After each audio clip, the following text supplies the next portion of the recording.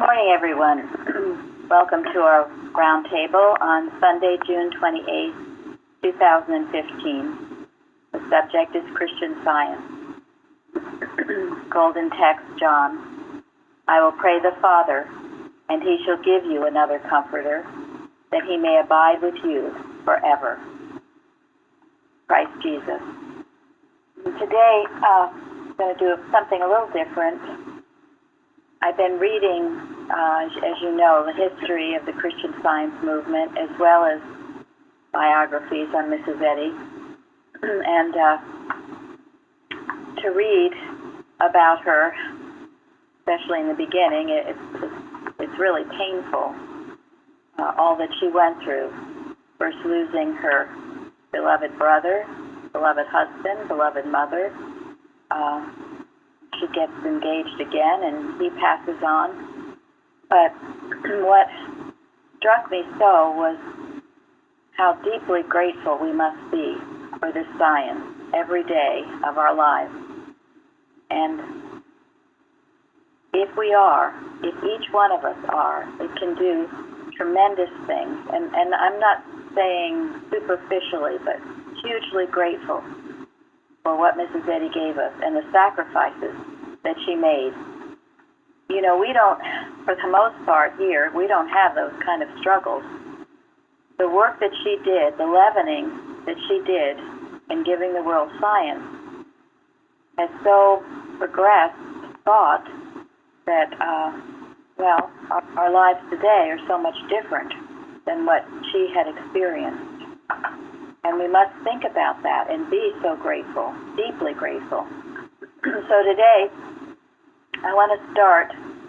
We had a wonderful session yesterday on this lesson, certainly the Bible. Thank you, Linda. So today, I want you to get out your Science and Health and turn to page 558. I'm going to read and talk about those two pages. They relate directly to the lesson, all of it. And when someone is ready who would like to read from the very beginning, it's a chapter on Apocalypse, but you can read the first 4 short paragraphs about quotes, mainly. I am ready. I can read. Who said I can read? Is that Florence? Yeah, I can read. Thank you. Go ahead, Florence. The Apocalypse. Blessed is he that readeth, and they that hear the words of this prophecy, and keep those things which are written therein. For the time is at hand. Revelation. Great is the Lord, and greatly to be praised in the city of our God, in the mountain of his holiness. Psalms. St. John writes in the 10th chapter of his book of Revelation, And I saw another mighty angel come down from heaven, clothed with a cloud, and a rainbow was upon his head, and his face was as it were the sun, and his feet as pillars of fire. And he had in his hand a little book open, and he set his right foot upon the sea, and his left foot on the earth. Go ahead, Florence. Is that it? This angel or message which comes from God, clothed with a cloud, prefigures divine science. To mortal sense, science seems at first obscure, abstract, and dark, but a bright promise crowns its brow. When understood, it is truth's prism and praise. When you look it fairly in the face, you can heal by its means, and it has for you a light above the sun, for God is the light thereof. Its feet are pillars of fire, foundations of truth and love. It brings the baptism of the Holy Ghost whose flames of truth were prophetically described by John the Baptist as consuming error. Thank you. Beautifully done. Think of that. Think of that. Think of how. Is this what happened to you? Remember when you first came into the science. You know, I might have mentioned, but reading in the Christian Science history, even in Mrs. Eddy's time, someone wanted to rewrite Science and Health because they thought it was difficult to understand. Now we hear today, oh, it's difficult to understand because it was written so long ago. Isn't that what we hear? Yes. So That's arguments I've heard, yeah. Yes. So I just want you all today, at this moment, we are to rip those arguments to shreds. That's all it is an argument. If this is the Word of God coming through someone who we know was so spiritually minded and receptive, then to doubt the wording of it is pure blasphemy, nonsense, a lot of things. And I almost laughed when I read it was being done at her time. It is an argument that is hard to understand. Why did Benjamin read it for the first time and understand it in a foreign language? So, this is part of the work that we do, our mental work, to know that it is understandable. It is the Word of God. And yes, it does. Why is it a little bit hard to understand? Because it's radical. Part of the arguments of the human mind to belittle deity is, remember, the prophecy is that this Comforter abides forever. Right there in our quoted text. Yes. So it shall. Yes, thank you. It abides forever. Go ahead, Florence. No, I was going to say, I think it's also there's trying to understand it intellectually, where there's this is spirit. This whole thing is spiritual. Therefore, it should reach the heart. Like you said, if Benjamin understood it, and I personally know of a woman who is an illiterate and just attends the Christian Science services, but she gets it somehow. It's amazing, really. But she gets the spirit of it. So, I think it's more, of course, what else can it be? Human intellect trying to be something. Yes. I know Carla gets it. And she's, it's a foreign language to her. Her native language is Spanish. And she gets it. Obviously, millions of people have gotten it. My mother, the first time she read it, she got it. It healed her of cancer. Why we read the fruitage. Because people reading it for the first time, they got it. So I want this lie, this suggestion, thrown into the garbage bin and burned. It's not true. It's not the truth. It's a suggestion of the devil. Now, she does say, to mortal sense, science seems at first obscure, abstract, and dark. Therein is the problem. Your mortal sense doesn't get it. But so then what do you do? Give up? No. Keep at it. Yes, thank you. Keep at it. And it will break away this dark, mortal sense of existence. It will break it away.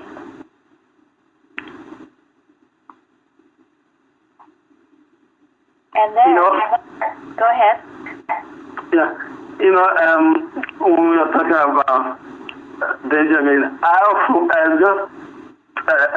recollect the first time I started reading Science and Health as powerful, and I won't use the word mysterious, but it was as powerful as such. Even though when I wanted to stop, because I never read anything as such before in my life, I mean, I was so amazed how somebody could write something so good, so life. I mean, it was the word of God coming out to life. I wanted to stop, but something keep telling me, keep reading. Even when I wanted to stop, I couldn't stop. I keep reading. I never finished such a book in my whole life, but I never stopped. If I want to stop, something tells me don't pick it up and start reading. I keep reading. It took me days, but I never stopped. And that's not that it was God speaking to me to do it. And I'm glad I did. And look at the blessing. You gave your testimony Wednesday night. I mean, it was almost inexplicable. Out of all the people that wrote us, and there were hundreds and hundreds of. Someone has their computer on and it's causing an echo. There were hundreds and hundreds of. Please turn your computer off, down, or we're going to have to mute everyone. We got hundreds and hundreds of letters from Nigeria in particular, Africa, and yet it was Benjamin that was chosen to come. The church gave him a ticket, come here. And he's come and he's become our clerk, and he's never looked back, nor has he ever gone back, nor has he ever complained about not going back. He's always been so grateful for all the good, how it's blessed his life immeasurably, and it has. And it's also blessed his loved ones from his home. I'm going to mute everybody. If you want to speak, you'll have to do *6. Does everybody get that? If you want to speak, hit *6, because we're getting a feedback from somebody. It's not clear who is giving feedback. Yeah, maybe Sharon will start to unmute people and maybe we can see. But well, anyway, this is the powerful effect of this textbook. And it's just as powerful now as it was then. You know, as I've said, we had someone more recently rewrite it as well. It's online, a rewritten version of Science and Health, because, again, she thought it was hard to understand. It's not hard to understand. It's only hard to the human mind to understand. So, thank you, Benjamin, for what you said. And thank God, he said he wanted to stop reading it, but he couldn't. God was telling him to continue. And once you get past it, says the promise is bright. And when understood, it's truth, prism, and praise. What does a prism do? Oh, beautiful. Florence, was that you? A prism has the reflection of light, so it's pretty. I'm thinking of the prisms. Right. It takes the light and it shines it in all the various colors that are in that light. Brings out the beauty of the light, right? So that it's an amazing thing, a prism. And that this is what this science does to truth. Brings out all the very beautiful forms of the truth. Sparkling and radiant.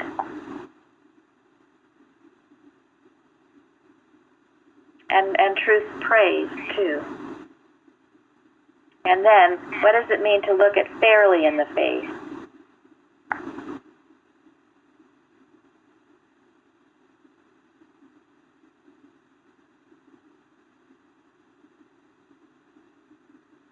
Even it an honest chance and don't have any preconceived conceptions or let yourself get taken away, taken off on something other than that.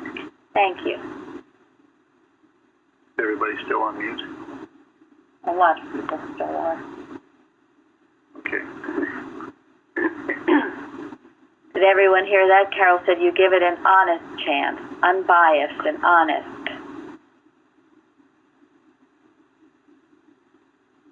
Comes in without judgment, because Yes. Yeah, without all the preconceived notions of, that you bring to the table when you first find Christian Science. It's the baggage that must be dropped, the mental baggage. Thank you. Yeah, I came upon on the internet, something Christian Science is the devil, it was called. And I looked to see what they had to say, and they're quoting Mrs. Eddy, and they're doing just exactly what Gary and Carol said. With all their preconceived notions, all what they think the Bible is saying, all what they think it's about, and so they're not looking at honestly with unprejudiced. They're looking at it with all these prejudices, and because of that, they can't grasp it. And that's too bad. So this is why she says that. And then it's feet are pillars of fire, foundations of truth and love. It's a beautiful paragraph. These next two paragraphs, or next two pages, you should know and understand and live with, because as you do that, we will free this textbook for the world, as we do the Bible as well. And this is why too Andrew had felt so motivated to record Science and Health and then prose works, and read it with understanding, to loose it for the world, knowing that it is understandable. Okay, so anyone else on that page? All right. We have a long paragraph. Who would like to read, say up to line 16, which would be half the page? Most people are off mute now. I could read. Thank you. This angel had in his hand a little book, open for all to read and understand.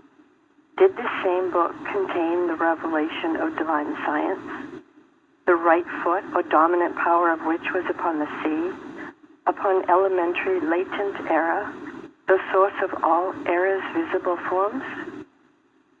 The angel's left foot was upon the earth.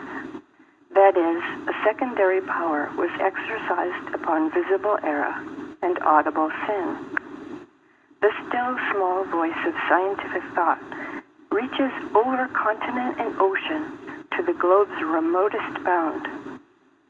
The inaudible voice of truth is to the human mind as when a lion roareth. It is heard in the desert and in dark places of fear. It arouses the seven thunders of evil and stirs their latent forces to utter the full diapason of secret tones.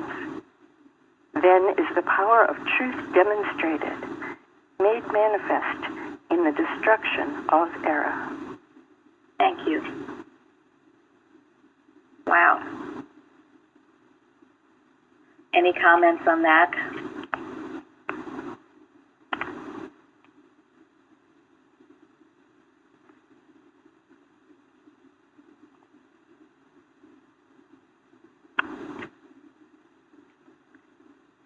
What is it saying the foot is on?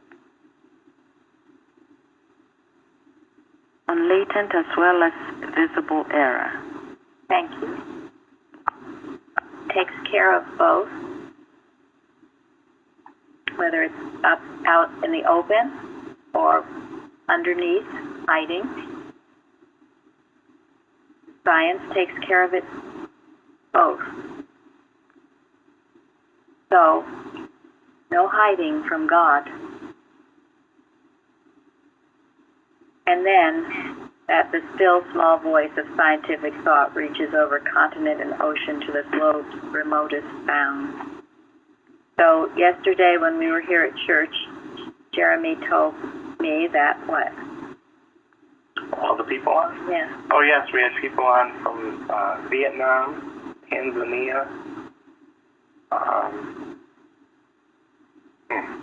There was somebody out from Jamaica this morning. A couple of other Other foreign places. countries from around.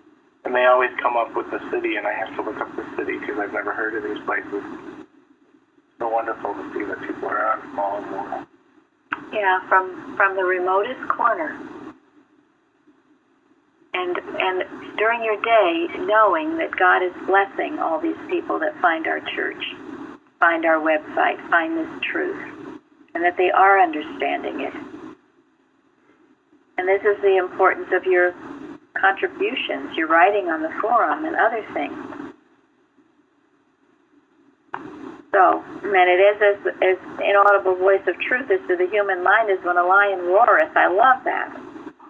And when you pray, know it's going in the desert, in the dark places of fear. Know this. Think of it going everywhere, into every corner,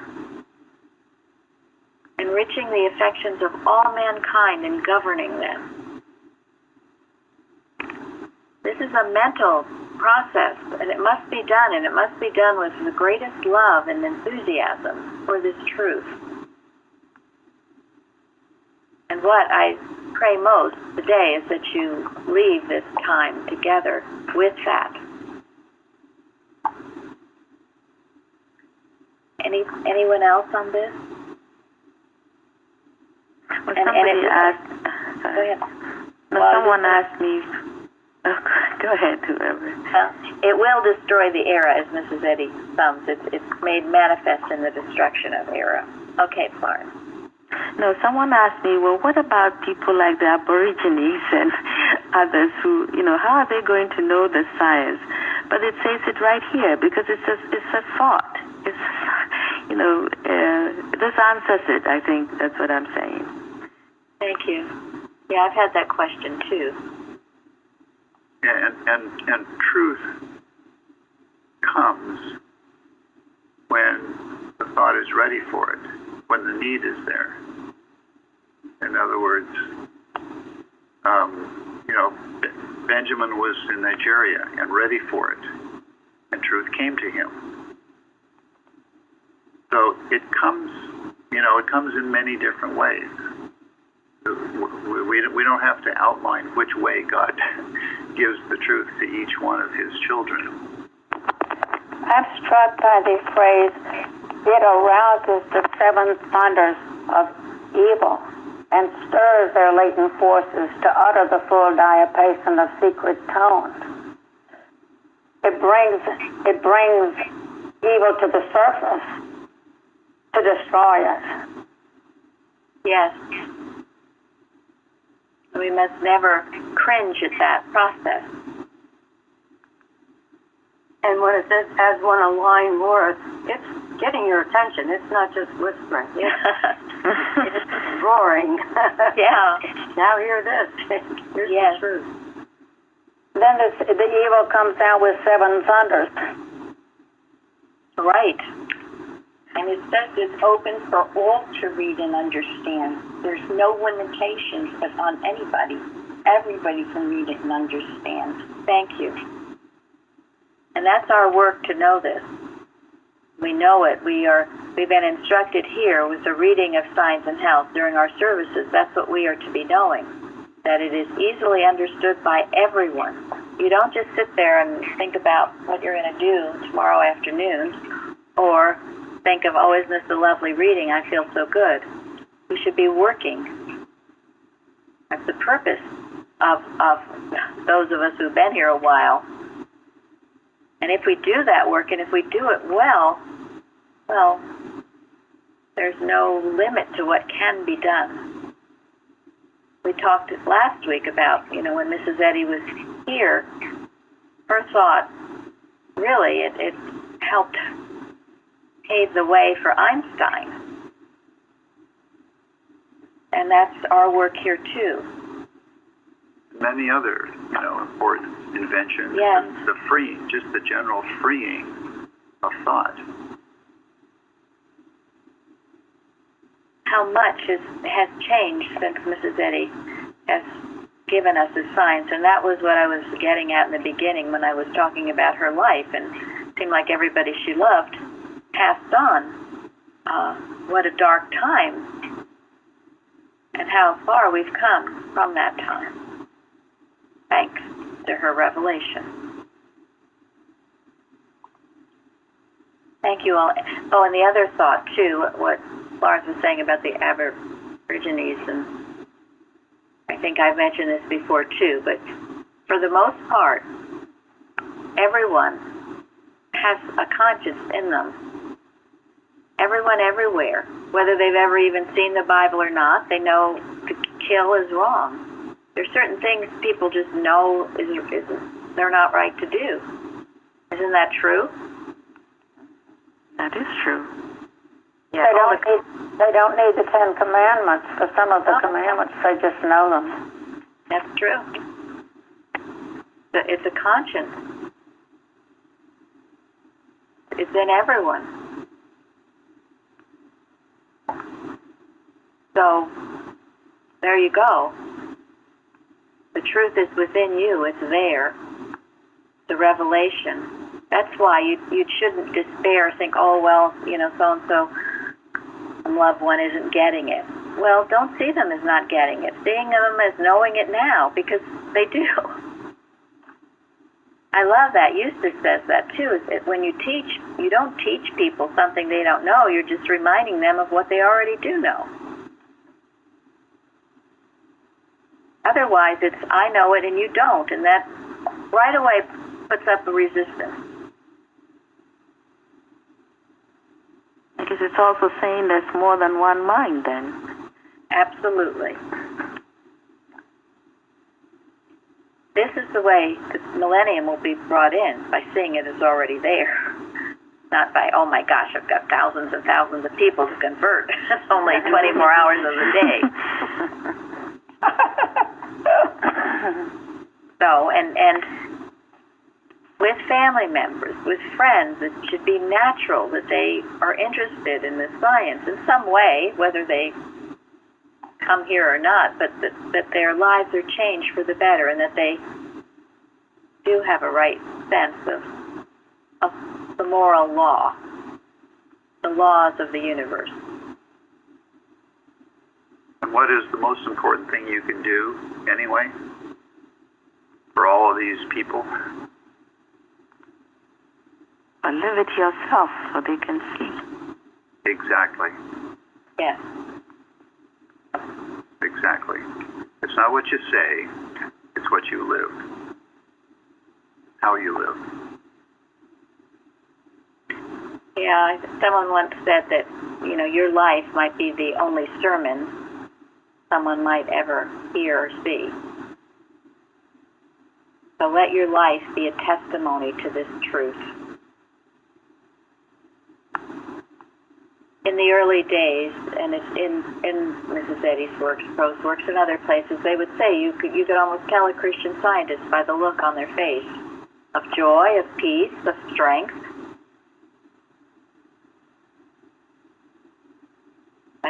That should be part of our being, knowing this truth. And people around you will feel something. They will feel it. They will feel the power. They will feel the love. I know that's true for me, because when I had already known Mary and Gary before coming here, but when Mary invited me to actually come to Plainfield, I was really reticent at first, and then I thought, well, I know Mary and Gary, and they're not weird people, they're good people. So, at least let's see what's happening. And you felt something. Yeah, definitely. was reticent because he had seen the bogus sense of science. I mean, he had every reason to be reticent. And he said driving down here to New Jersey was probably one of the hardest things he ever had to do. All the voices were telling him to go back, but he didn't. And We're glad you didn't, Jeremy. Yes, thank you. I'm glad I didn't do We're all very glad. But that's what it takes. This is what it takes. And I'm sure at times it hasn't been easy for Benjamin. It hasn't been easy for anybody. It takes that. And this is what we're going to next about the bitter belly. Okay, thank you, Dale, for your reading. And who would like to start at line 16 to the end of the paragraph? I will. Thank you. Then will a voice from harmony cry, go and take the little book. Take it and eat it up, and it shall make thy belly bitter, but it shall be in thy mouth sweet as honey. Mortals, obey the heavenly evangel. Take divine science. Read this book from beginning to end. Study it. Ponder it.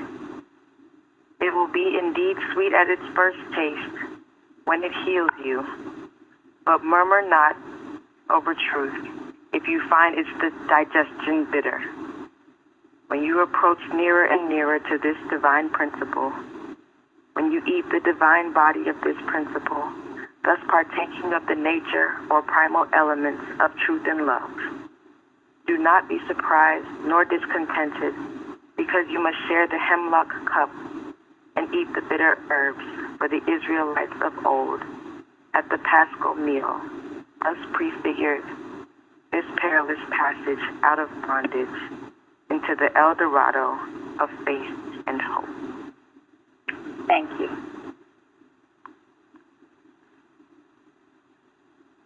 Any comments? A few months ago, Benjamin had said that whenever Mary Baker Eddy wrote a short sentence, he pays attention because usually her sentences are so long, and she has a couple short sentences there. Yes. Read this book from beginning to end.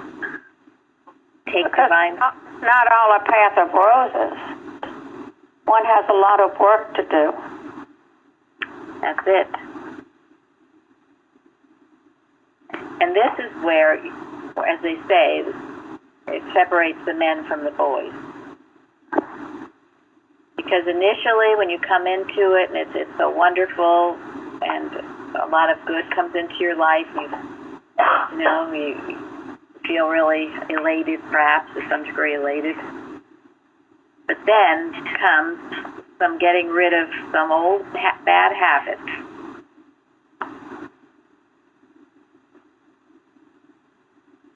And that's not easy, and you might fight it. You will cling to your tatters, as Mrs. Eddy said. And this is where you find out what your motive really is. Is it unself love for others? Or is it selfish?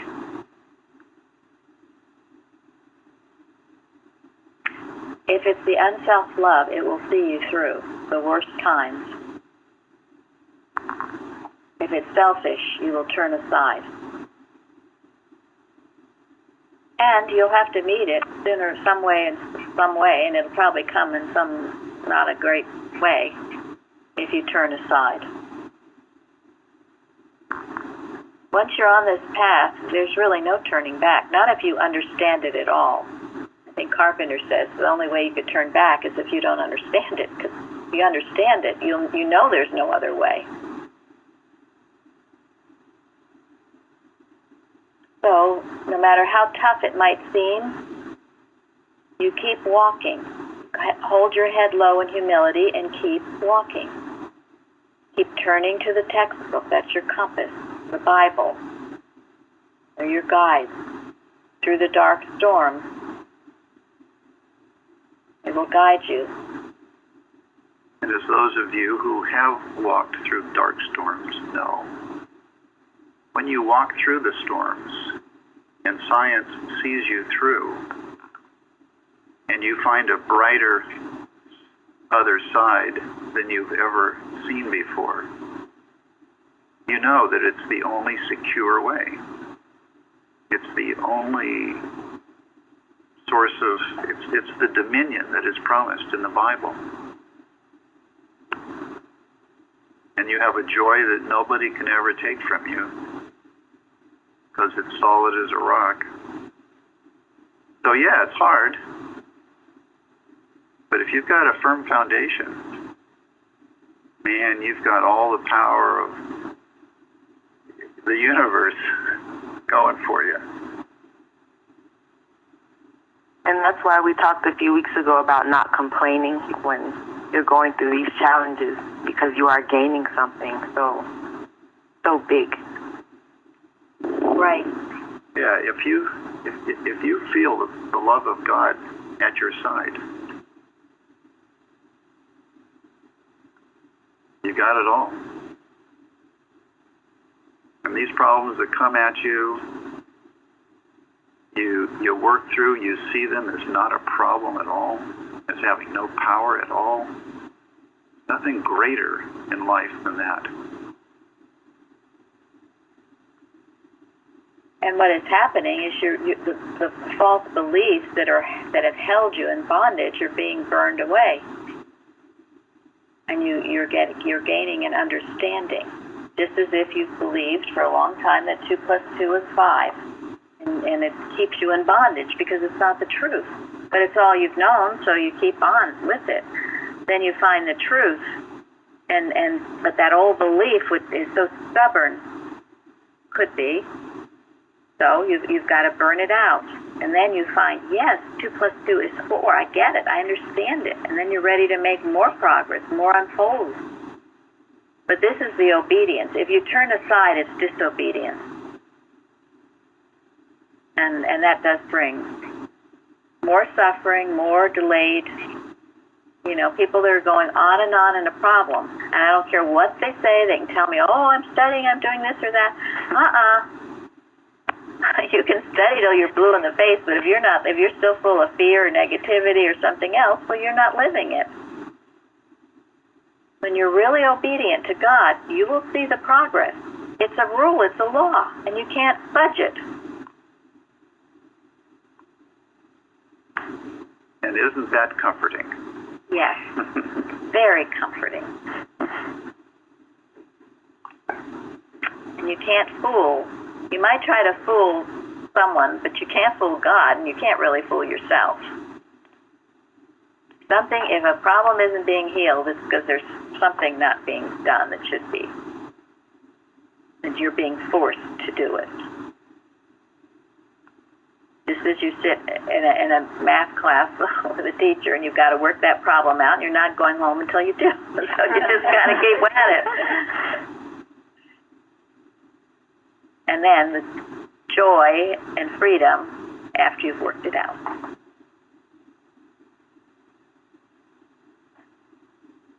And what Dede said too, the whining that does no good. You're giving reality to the problem. I mean, you can do it if you want to, but it's not helping yourself. And often I'll hear people say, I don't know what to do. And when they say that, I always know they do know what to do. They just don't want to do it. You always know what to do. That's why you're whining and complaining. You know what to do. You don't want to do it, so you're whining and saying that you don't know what to do. So listen and then obey. I remember one example that you gave in one of these roundtables. We talked about patience, and one definition that was spoken of there was perseverance without murmuring, and that's very helpful. Yes. Right, because you don't jump into the kingdom of heaven in a single bound. It's a long walk. You can't keep complaining. You've got to let go of the complaints. Yeah, and I mean, the perfect example is look at the children of Israel. Yeah. Oh my. They complained all the time. All the time, after the greatest victories. And to me, it's a definite sign you're in the human mind, complaining. Yeah. Instead of complaining, think about all the good God has brought into your life. I mean, they would have a tremendous healing, a tremendous victory. I mean, they walked through the Red Sea, for heaven's sakes, and the next thing they know, they're complaining again. The nature of the human mind. It always finds something. Or blaming someone else, like blaming Moses. Right. Oh, yeah. That's another indication of the human mind. When you blame, stop it. You have no dominion if you think you're dependent on your outside circumstances. You're not. You're not dependent on your outside circumstances. Your dominion is within you. That is why the Bible is the chart of life, because there isn't any situation that we have today that hasn't already happened and been written down in the Bible. And the remedy for it is in the Bible. So, any more comments on these 2 pages or on the lesson? Otherwise, we will go back to questions and answers in miscellaneous writings. I think one thing Mrs. Eddy talks about, if our eye is on the goal, and this goal, I'm thinking of in the lesson this week, it says that the effect of this science is to stir the human mind to a change of base. And so, through the struggles, if the thought is, I'm gaining something here. I'm gaining the consciousness of love, as Psalm 23, the way she puts it in Science and Health says. If I'm gaining the consciousness of love, this is where my security would be, my wisdom to see what error is doing, everything. It's just a prize that is worth, giving up everything for. Thank you. Yep. The pearl of great price. And the change of base is out of the human mind, dropping the old man, the human mind with its deeds, and putting on this new man.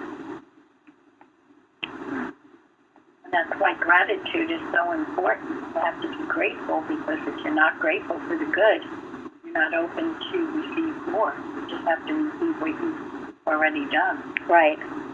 Yes. And most of you are off mute. If you'd like to say something, just go ahead and speak up.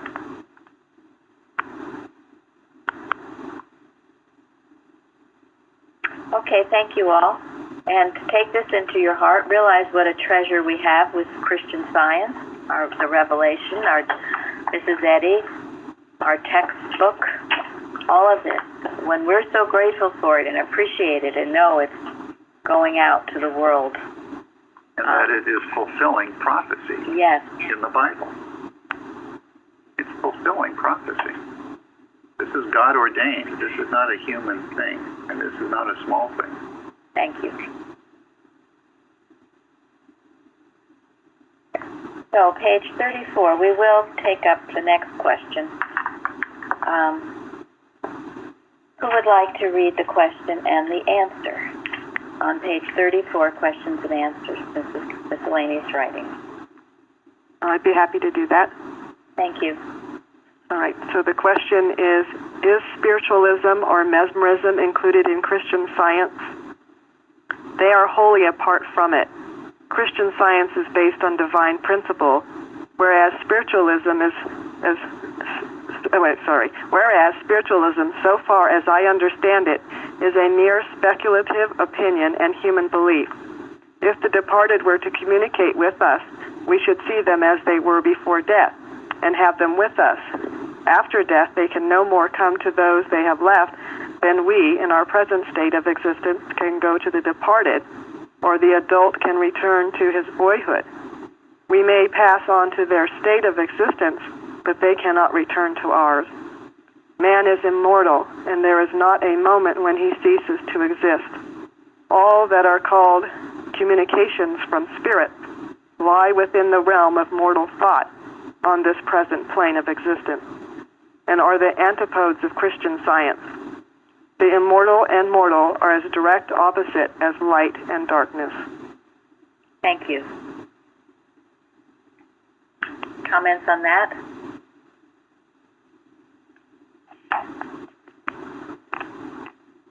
You know, in Mrs. Eddy's day, this was so popular and common. It's picking up again now. There's a gazillion shows on it. Absolutely it is. I was just going to say that. I used to think, oh, well, this isn't very relevant, but it is, and it probably always has been. And all these, as I've talked about, you go into any town, you'll see soothsayers or tarot card reading, all of this stuff. It's mortal mind reading. They should put, if you have any question about it, they should put an end to it. This idea of spiritualism is not Christian Science. I had a dear brother who was, I thought, working in science, but when his wife passed on, he got interested, started dabbling in this stuff. And heard a few words from me.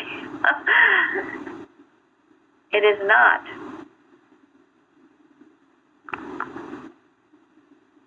Anybody else? Thank you, Linda. What is human will? What is mesmerism?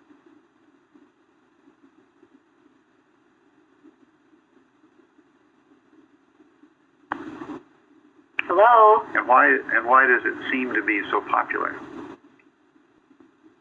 Well, that's a good question.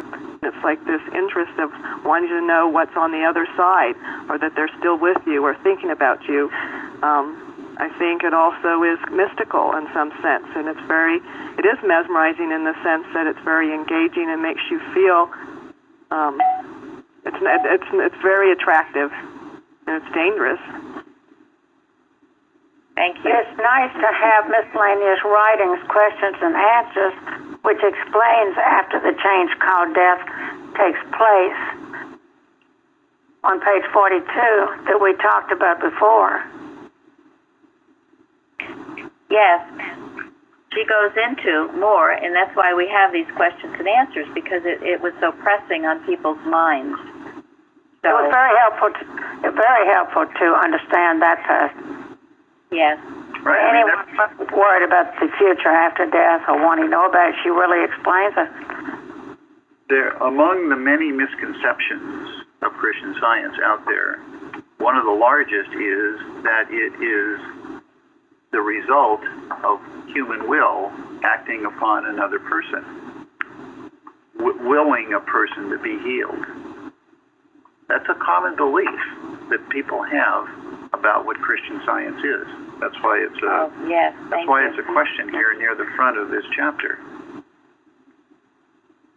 Well, I guess also there's this problem of some people in Christian Science who are actually faith healers. Right. Absolutely. Thank you. And this would be the thought of one mind controlling another, human mind, which is, of course, not possible or true in science. And Mrs. Eddy warned about that she said if the science went down, it would be because of that. Thank you. Right, and there are books out. I mean, there was one book that was extremely popular, The Power of Positive Thinking. Oh, yes, it was popular. Yeah, and books like that glorify the positive human thinking. And it's a step out of the belief that it's all matter. It is a step forward, but it's not thoroughly explained except in science. Were you going to say something, Florence? No, I'm aware of that book Gary was talking about, how popular it was. Right, and it appeals to a lot of people because it offers something good, they think. But the fact that it's human is what is wrong with it. Because human goodness can very quickly turn to what? Hate. Human hatred, exactly. If it's not of God, no matter how good it might sound or appear or feel at the moment, if it's human, watch out. It's not Christian Science because it's not of God. And only Mrs. Eddy explains that. So the power of positive thinking, it's by Norman Vincent Peale, who was, A humanly good man. And I read the book, and there are many parts of it at one time in my life I found to be helpful. So I want to make sure we're not just debunking. It's a lot of it, most of it, I would say, it's all based on the Bible. But Mrs. Eddy does take it further, and that's the point. I think if it leads you to science, yes. Yes. Then something good has happened. But otherwise, the thought of willing something into being, people are so involved in it now, visualizing something to come into my life, And it's usually it can be very selfish. Some of the examples I've seen, people saying they will put something out in the universe. It's usually something that they want to happen for themselves, and it doesn't benefit anybody else. And it becomes the negative, too, where you start willing evil. Mm-hmm. Yeah. Thank you. Absolutely. Absolutely. And that is to be avoided at all costs. That's my understanding of New Age is that. Yes. And it's not to be confused with Christian Science. So it's a very important point. And as far as I know, all of that has nothing to do with the Bible. And that is why, as Tom has maintained over and over, and we all do here, it has to be Bible-based. All of this willing in the universe and all of that, where is God in it? No God, you run like H from it. So, okay, well, go ahead, Mark. No, it was Betty. Oh, Betty. Okay, Betty. I thought that the first editions dealt with spiritualism. I found I was able to understand it a little bit better when she explained that some of these spiritualist people are actually just reading mortal thought from the people around her. Yes, she goes into clairvoyancy wonderfully in first edition. And that's all it is. And we can do that. I mean, sometimes you get mental impressions and things. So be clear on these subjects. And that I agree with that. First edition does it well. So we're past our time. And thank you all. And we will go forward working for our service, working for science and health, the liberated for all mankind. It already is, but we will know it as Lift the veil. Lift the veil, yes. Thank you all.